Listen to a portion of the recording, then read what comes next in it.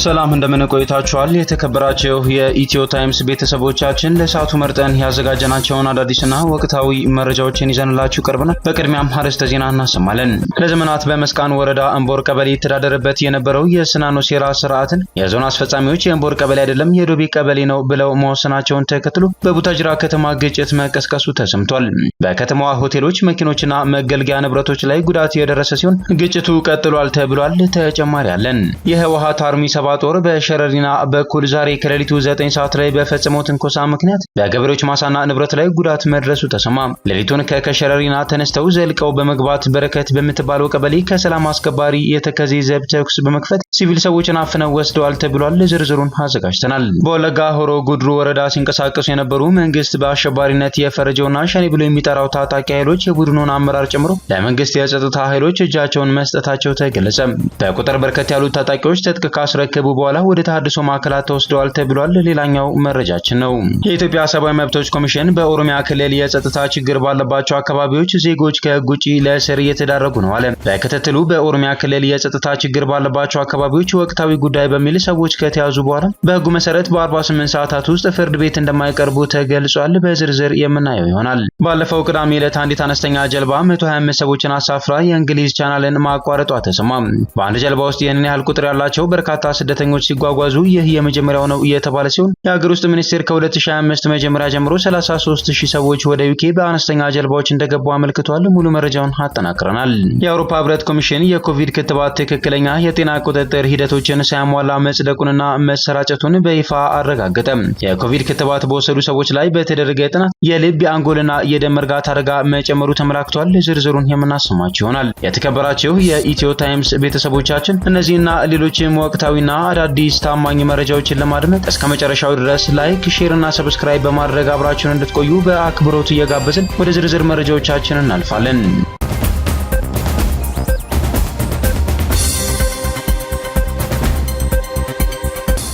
መንግስታዊ ሽብር በአዲሱ ዓመት ሊገታ ይገባል በማለት በወቅታዊ ጉዳዮች ላይ ከትብብር ለኢትዮጵያ አንድነት የአቋም መግለጫ ተሰጥቷል።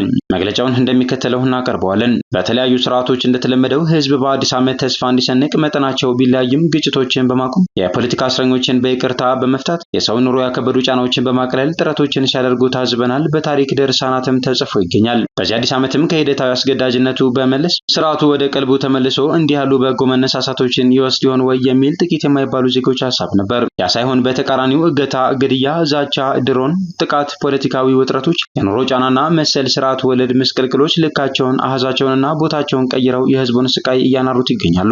በሰሜን ወሎ ዞን ከወልዲያ 20 ኪሎ ሜትር ርቀት ላይ የምትገኘው ሳንቃ ከተማ በመስቀል በዓል ዕለት ከቀኑ 6 ሰዓት ጤና ጣቢያ ላይ ከቀኑ 6 ሰዓት በተፈጸመ የድሮን ጥቃት ቤተሰብ ሲያስታምሙ የነበሩ 3 ሰዎች ተገድለዋል። አንዲት የጤና ባለሙያው የጽዳት ሰራተኛ ከፍተኛ የአካል ጉዳት ደርሶባታል። 3 የጤና ጣቢያው የህክምና ባለሙያዎች ቀላል የአካል ጉዳት ደርሶባቸዋል። የ6 ዓመት ህጻን ልጅ ከፍተኛ ጉዳት አስተናግዳለች። ከዚሁ ጋር ተያይዞ ላሊበላ ከተማ ከሚገኙ ቅርሶች መሃል የሆነውና ከአንድ ቋጥኝ ፍልፍል የተሰራው ገነተ ማርያም ቤተክርስቲያን አቅራቢያ የድሮን ጥቃት ተፈጽሞ እስካሁን ባለን መረጃ የተጎዳ ሰው ባይኖርም የቅርሱን መሰረት ነክቶት ይሆን ወይ ብለን ስጋት ገብቶናል ብለውናል የአካባቢው ነዋሪዎች። ትብብር ለኢትዮጵያ አንድነት እንዲህ ያለው ዘፈቀዳዊና ስርዓት ወለድ መንግስታዊ ሽብርን በጽኑ ያወግዛል። ለሞቱትም ልባዊ ሐዘኑን ይገልጻል። በቅንጅታችን ደጋግመን እንዳልነው ጦርነቶች በተኩስ አቁምና በድርድር እንዲቋጩ ህዝቡም የሰላም አየር እንዲተነፍስ ወንድም ወንድሙን የሚገርልበት የደም ቁማር በአስቸኳይ እንዲቆም ሁሉም ተፋላሚ ወገኖች ህዝብን በማስቀደም ኃላፊነታቸውን እንዲወጡ እናሳስባለን። በሌላ በኩል እሁድ መስከረም 18 ቀን 2018 በጉራጌ ዞን ቡታጅራ ከተማ በመስቃን ወረዳ በሚኖሩ ሁለት ወንድማማች ህዝቦች ስኖና ሴራ በተሰኘ አካባቢው ባህላዊ የሴት አከባበር ባለቤትነት ዙሪያ በተነሳ ብጥብጥ ጉዳቶች እንደተከሰቱ ከአካባቢው ምንጮች ለማወቅ ችለናል። የጸጥታ ኃይሉ ችግሩ ሲፈጠር በቅርበት በመገኘት ለማረጋጋት ያደረገው ጥረት በበጎ የሚታይ ሆኖ በዘፈቀዳዊ ተኩስ ሳቢያ እስከ ሞት የደረሰ ጉዳት መድረሱን መስማት ልብ ሰባሪ ክስተት ሆኖ አግኝተነዋል። ከሁሉም ነገር በፊት የማህበረሰብ ደህንነት ቅድሚያ ተሰጥቶት በአካባቢው ያለው አስተዳደራዊ ችግር በስክነትና በወንድማማችነት መንፈስ እንዲፈታም በአደራ ጭምር ማሳሰብ እንወዳለን በማለት በወቅታዊ ጉዳዮች ላይ ከትብብር ለኢትዮጵያ አንድነት የአቋም መግለጫ ተሰጥቷል።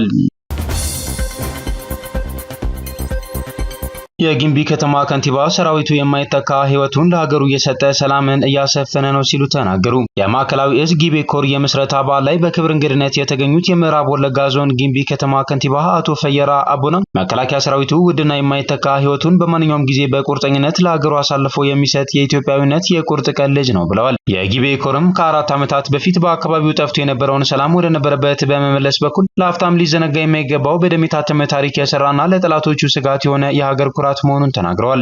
የጊቤ ኮር በፈረጠመ ክንዱ ጠላቶቹን በሚገባ የመከተና ለጊምቢና አካባቢው ሰላምን በመፍጠር ህዝብን ያኮራ ጀብድ የፈጸመ ኮር መሆኑን የጠቆሙት ከንቲባው የልማትና የእድገት ስኬት ለማስቀጠል እየተጋ ያለ የላቀ ክብርና ዝና ያለው ኮር በመሆኑ የህዝቡና የአመራሩ ድጋፍ ለአፍታም እንደማይለየው አረጋግጠዋል። ለጊቤ ኮር 4ኛ ዓመት የምስረታ በዓል የእንኳን አደረሳችሁ መልእክት ያስተላለፉት አቶ ፈየራ አቡና ኮሩ ከምስረታው ጀምሮ በርካታ ስኬታማና አስደናቂ ሀገራዊ ገድሎችን የፈጸመ ታሪካዊ ኮር መሆኑን ተናግረው በቀጣይም ይህንን ስኬቱን አጠናክሮ ሊቀጥል እንደሚገባ አመላክተዋል። በተያያዘ መረጃ በሆሮ ጉዱሩ ወለጋ ዞን የሰላም አማራጭ የተቀበሉ የሸኔ ታጣቂዎች እጅ መስጠታቸውን የኢፌዴሪ መከላከያ ሰራዊት ገልጿል። ለበርካታ ዓመታት ነፍጥ አንግበው የህዝብን ሰላም ሲነሱና ልማት ሲያደናቅፉ ነበሩ ያላቸውና መንግስት በአሸባሪነት የፈረጀው እንዲሁም ሸኔ ብሎ የሚጠራው ታጣቂ ኃይል አባላቶች መንግስት የሚያቀርበውን ያልተቋረጠ የሰላም አማራጭ በመቀበል የቡድኑን አመራር ጃልበር ሲሳን ጨምሮ 73 አባላት 7 ብሬን፣ 4 ስናይፐር፣ 50 ክላሽና ሌሎች ኋላ ቀር መሳሪያዎችን ይዘው እጃቸውን ሰጥተዋል ብሏል። ወዶ ገቦቹ የሆሮ ጉዱሩ ወለጋ ዞን መቀመጫ በሆነችው በሻምቡ ከተማ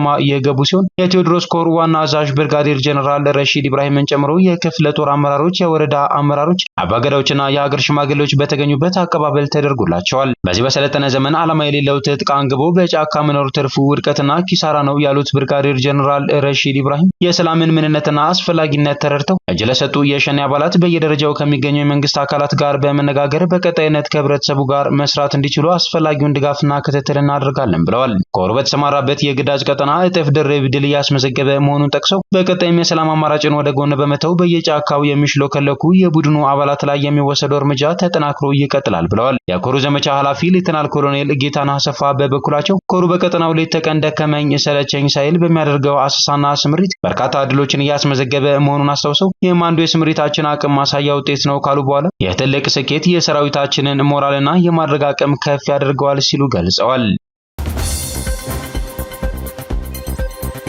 መስከረም 17 ቀን 2018 ጀምሮ በቡታጅራ ከተማ ግጭት መቀስቀሱ ተሰምቷል። የግጭቱ ምክንያት ደግሞ ለዘመናት በመስቃን ወረዳ እምቦር ቀበሌ ይተዳደርበት የነበረው የስናኑ ሴራ የዞን አስፈጻሚዎች ስናኑ ሴራ የአምቦር ቀበሌ አይደለም የዶቢ ቀበሌ ነው ብለው በመወሰናቸውና በመስቃን ወረዳ ዋና ከተማ ቡታጅራ ሴራና አዳራሽ ላይ ዝግጅት በማዘጋጀታቸው የተነሳ ሲሆን ይህም በተደጋጋሚ የመስቃን ወጣቶች ሽማግሌዎች የልክ አይደለም ባህሪ ማጥፋት ተልእኮ ነው ብለው የመስቃን ወጣቶች ትናንትና ምሽት መስከረም 17 ቀን 2018 ጀምሮ በቡታጅራ ወደ አደባባይ ወጥተው የተቃውሞ አመጽ ማስነሳታቸውን ምንጮች ገልጸዋል ሲል አዩዝ ሀበሻ ዘግቧል። በከተማዋ ሆቴሎች፣ መኪኖችና መገልገያ ንብረቶች ላይ ጉዳት ደርሷል ተብሏል። ዛሬም ድረስ አመጹ የቀጠለ ሲሆን በከተማዋ መደበኛ እንቅስቃሴ ተስተጓጉሏል ብለዋል። ችግሮች በሰላማዊ መንገድ መፍትሄ እንዲያገኙ ማድረግ ይልመድብን የሚል መልእክትም ተላልፏል። ከዚሁ ጋር በተያያዘ ከትናንትና በስቲያና ትናንትና የተፈጸመው አስነዋሪ ድርጊት የህይወትና የአካል ጉዳት ማስከተሉን የቡታጅራ ከተማ አስተዳደር ገልጿል። የቡታጅራ ከተማ አስተዳደር መንግስት ኮሚኒኬሽን ገጽ ያጋራውን ሙሉ መግለጫ እንደሚከተለው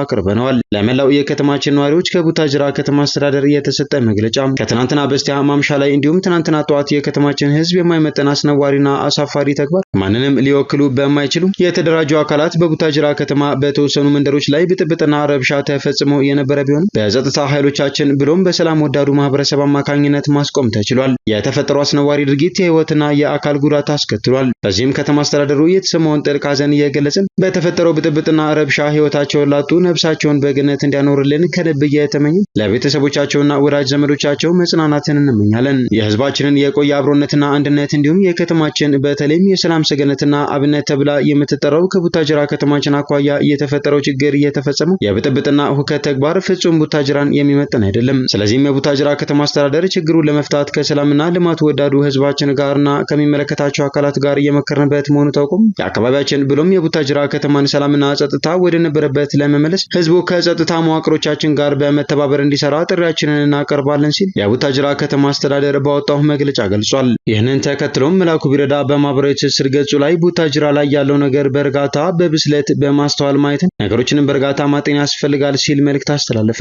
አቅጣጫቸው ከየት ነው? ዓላማው ምንድነው? መጨረሻውስ ምን ይሆናል ብሎ ማስላት በእጅጉ ያስፈልጋል። በሀገራችን ለመኖር ኢንቨስትመንት ለማድረግ ማንም ሰው ከሚመርጣቸው የመጀመሪያ ከተሞች ውስጥ የምድር ሰገነት የተሰጣትን ሁሉ የምታበቀል የተፈጥሮ ጸጋን የታደለችው ከተማ ቡታጅራ ትሆንልኝ ይላል። እናም ይህንን መልካም ስም ይህንን መልካም ገጽታ ለማጠልሸት ያልተቆፈረ የሴራና የክፋት ፖለቲካዊ ጉድጓድ የለም ሲል ነው በመልእክቱ የገለጸው። ቡታጅራ ግን እነዚህን ሁሉ ጉድጓዶች በብስለትና በእርጋታ በማስተዋል ደፍና በልማት በእድገት ግስጋሴ ጎዳና ላይ ነች ያለ ሲሆን አሁንም አድራ ማለት የምንፈልገው የከንቲባዋ ህዝብ፣ የከተማዋን ወጣት፣ የእምነት አባቶች፣ የፍትህ አካላት እንዲሁም አመራሮቻችን እባካችሁን ነገሮችን በማስተካከል በውይይት በመግባባት እንዲፈቱ ጥረት አድርጉ ብሏል። ይህንን ተከሰተ ያንን ተከሰተ እከሌ ይህንን አደረገ እከሌ ያንን አደረገ ብሎ ለሚዲያ ፍጆታ ነገሮችን በሚዲያ በማጋጋል ለህዝባችንም ለከተማችንም የሚጠቅም አንዳች ፋይዳ የለም ነው። ብልህ ሆነን ዙሪያችንን በማየት ነገሮችን በብልሃት ለመፍታት እንሞክር ሲል ነው መላኩ ቢረዳ በማህበራዊ ትስስር ገጹ ላይ መልእክቱን ያሰፈረው።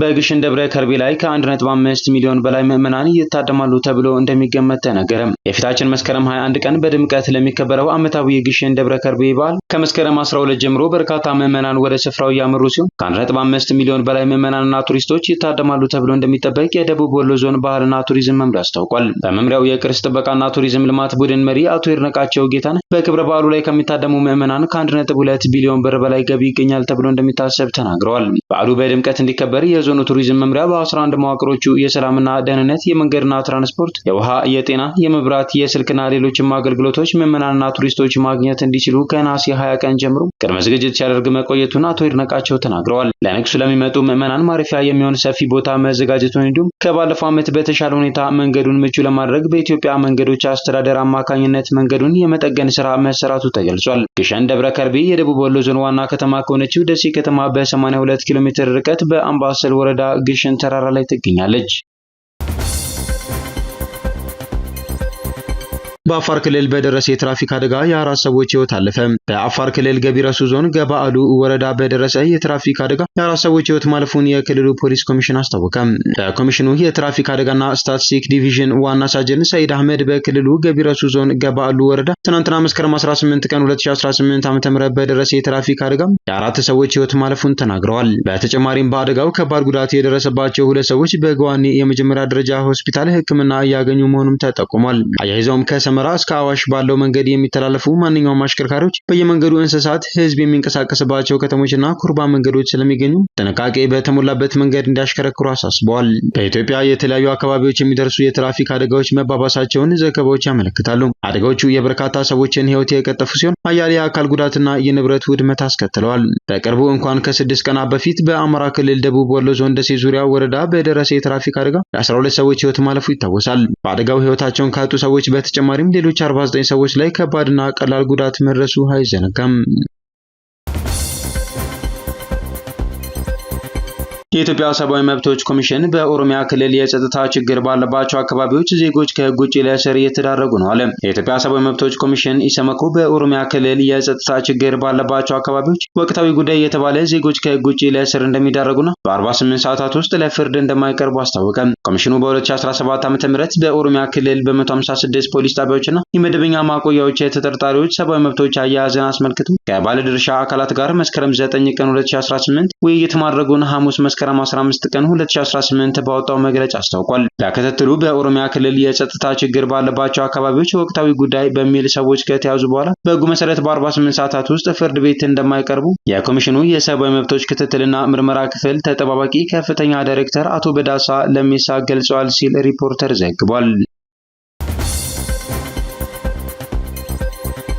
የህወሓት አርሚ 70 በሸረሪና በኩል ዛሬ ከሌሊቱ 9 ሰዓት ላይ በፈጸመው ትንኮሳ ምክንያት በገበሬዎች ማሳና ንብረት ላይ ጉዳት መድረሱን አዩዝ ሀበሻ ዘግቧል። ሌሊቱን ከሸረሪና ተነስተው ዘልቀው በመግባት በረከት በምትባለው ቀበሌ ከሰላም አስከባሪ የተከዜ ዘብ ተኩስ በመክፈት ሲቪል ሰዎችን አፍነው ወስደዋል። በዚህ ሰዓት መከላከያና የተከዜ ዘብ በጋራ በመሆን ወደ አካባቢው በማቅናት እርምጃ እየወሰዱ መሆኑን ምንጮች ገልጸዋል ሲልም አክሏል።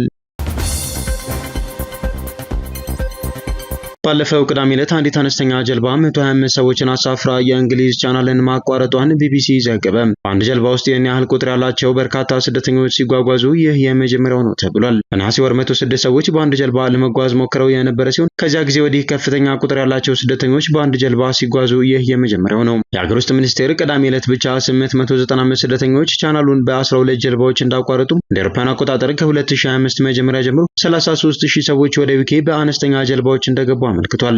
በሰሜን ፈረንሳይ ቦሎኝ ሱርሜር አቅራቢያ በሚገኝ ባህር ዳርቻ ላይ ቻናሉን ለማቋረጥ ሲሞክር የሞተ ስደተኛ አስክሬን እሁድ ጠዋት መገኘቱን ኤኤፍፒ የዜና ወኪል ዘግቧል። የግለሰቡ ዕድሜና ዜግነት እስካሁን ድረስ ያልታወቀ ሲሆን የፈረንሳይ ሚዲያዎች ሟቹ ወጣት ነበር ብለዋል። ከቦሎኝ ሱርሜር በስተሰሜን ትንሽ ራቅ ብሎ በሚገኘው ኢኩሄን ፕላጅ አቅራቢያ ወደ ዩኬ ለማቋረጥ በተደረገ ሙከራና አሁን በተገኘው አስክሬን መካከል ግንኙነት መኖር አለመኖሩ ላይ ምርመራ እንደሚደረግ ተነግሯል። ቅዳሜ ዕለት ሁለት የሶማሊያ ሴቶች ጊዜያዊ ጀልባቸው ችግር አጋጥሞት ሕይወታቸውን ያጡ ሲሆን በዚህ ዓመት ከፈረንሳይ ወደ ዩኬ በህገወጥ መንገድ ለመሻገር በተደረገ ሙከራ የሞቱት ሰዎች ቁጥር በትንሹ 27 ደርሷል። ቅዳሜ ዕለት የነበረው የተመቻቸው የአየር ሁኔታ ስደተኞቹ ከፈረንሳይ ወደ ዩኬ ለማቋረጥ ያደረጉ ጉዞ ቀለል ያደረገው ሲሆን 14 ሰው ብቻ የአደጋ ጊዜ ድጋፍን በባህር ተቆጣጣሪዎች ማግኘታቸው ተገልጿል። ምንም እንኳን ስደተኞች አደገኛ በሆነ ሁኔታ ከፈረንሳይ ወደ እንግሊዝ በባህር እንዳያቋርጡ ለመከላከል ፈረንሳይ የተለያዩ ጥረቶችን እያደረገች ብትመጣም ዩናይትድ ኪንግደም ከፍተኛ የገንዘብ ድጋፍ ብታደርግም ሙከራዎች ምንም መቀነስ አዝማሚያ አላሳዩም። አሁንም በርካታ ስደተኞች ፈረንሳይ ገብተው ወደ ዩኬ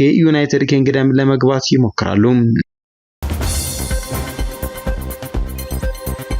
ማሌዥያ በአዲስ አበባ የሚገኘውን ኤምባሲዋን ከ43 ዓመታት በኋላ ከፈተች። ማሌዥያ በአዲስ አበባ የነበራትን ኤምባሲ ከ43 ዓመታት በኋላ ዳግም በይፋ ከፈተች። የማሌዥያ የውጭ ጉዳይ ሚኒስቴር ዛሬ መስከረም 19 ቀን ባወጣው መግለጫ ኤምባሲው ከመስከረም 13 ቀን 2018 ጀምሮ ስራ መጀመሩን አስታውቋል። የኢትዮጵያ የውጭ ጉዳይ ሚኒስቴር ከፍተኛ ባለስልጣን እንደገለጹት ማሌዥያ በአውሮፓውያኑ 1982 ዓ.ም ከነበረው የደርግ ስርዓት ጋር ዲፕሎማሲያዊ ግንኙነቷ በመሻከሩ ምክንያት ኤምባሲዋን ዘግታ ነበር።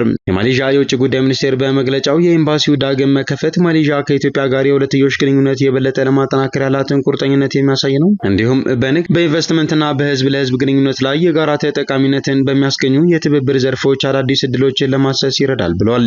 መግለጫው አክሎም የአፍሪካ ህብረት ዋና መስሪያ ቤት መቀመጫ በሆነችው አዲስ አበባ የኤምባሲው ዳግም መከፈት ከአህጉራዊው ተቋም ጋር ለመስራት አዳዲስ መንገዶችን ይፈጥራል ተብሎ ይጠበቃል ሲል ገልጿል። ኤምባሲው ለጊዜው ስራውን እያከናወነ ያለው በሸራተን አዲስ ሆቴል ውስጥ በሚገኝ ጊዜያዊ ጽህፈት ቤት ውስጥ ነው ተብሏል።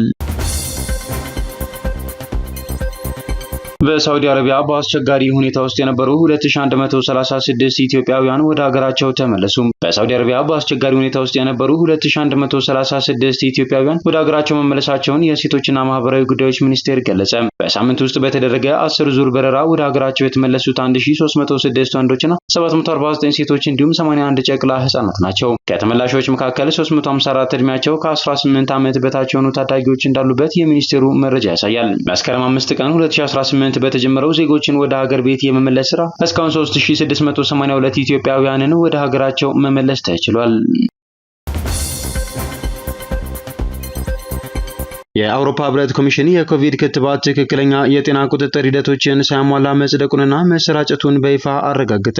የኮቪድ ክትባት በወሰዱ ሰዎች ላይ በተደረገ ጥናት የልብ የአንጎልና የደም መርጋትን አደጋ መጨመሩን በቅርብ ጊዜ የወጣ ጥናት አረጋግጧል። ከ8 ሀገራት የተውጣጡ ወደ 99 ሚሊዮን በሚጠጉ በተከተቡ ሰዎች ላይ በተደረገ አንድ ትልቅ አዲስ ጥናት ፒፊዘር ወይም ሞደርና ኤምአርኤንኤ ክትባቶችን ወስደው አስትራዜኒካ ጃብን ከወሰዱ በኋላ የልብ ችግርን የመጨመር ግንኙነት እንዳለው ጥናቱ አረጋግጧል። የመጀመሪያዎቹን 2 ክትባቶች በወሰደ ሰው ላይ የልብ ስጋት መጨመር በአንጻራዊ ሁኔታ ቀላል ቢሆንም አስትራዜኒካ ጃብ የተባለውን ክትባት ከወሰዱ በኋላ ግን በአማካይ በተፈጥሮ የተከሰቱት የልብ ነርቭ በሽታዎች በቁጥር በ3 እጥፍ እንደጨመረ ጥናቱ ገልጿል።